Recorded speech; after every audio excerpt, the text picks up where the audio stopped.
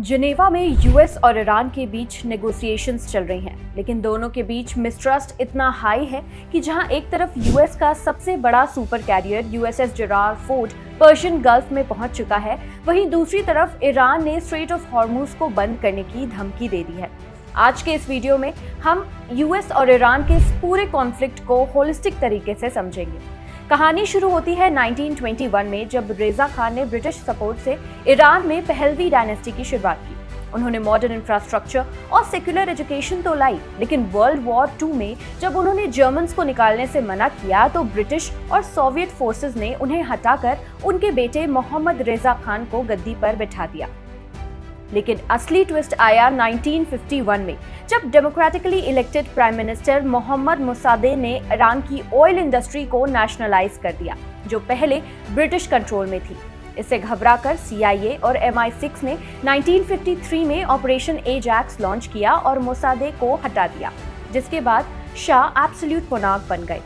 1979 में ईरान में आया इस्लामिक रेवोल्यूशन। आयतुल्लाह खुमैनी ने शाह को देश से निकाल दिया और ईरान एक इस्लामिक रिपब्लिक बन गया। उसी साल 52 अमेरिकन को 444 डेज तक हॉस्टेज रखा गया, जिसने ईरान को यूएस के पक्के दोस्त से दुश्मन में बदल दिया। फिर 1974 में यूएस और सऊदी अरेबिया के बीच एक पेट्रो डॉलर्स डील हुई, जिसमें सऊदी अरेबिया पूरी दुनिया को अपना ऑयल सिर्फ US डॉलर्स में बेचेगा।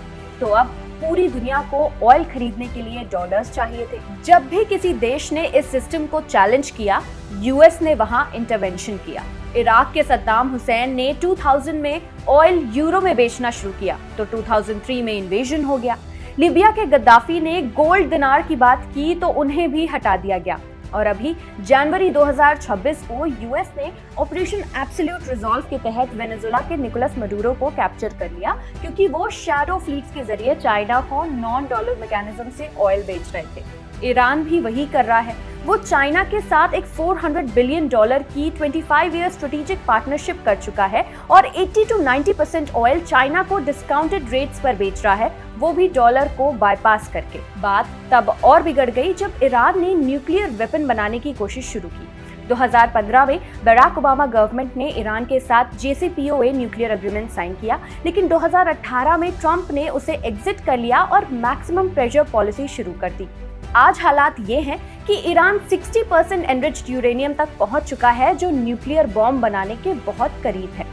इंडिया के लिए ये सिर्फ 2 देशों की जंग नहीं है। इंडिया ने ईरान में छबाहार पोर्ट डेवलप किया है ताकि हम पाकिस्तान को बाईपास करके अफगानिस्तान और सेंट्रल एशिया तक पहुंच सके, क्योंकि अगर इंडिया पीछे हटा तो चाइना वहां एंट्री ले लेगा। चाइना ने पहले ही ईरान के साथ एक $400 बिलियन की 25 ईयर स्ट्रेटेजिक डील साइन कर रखी है।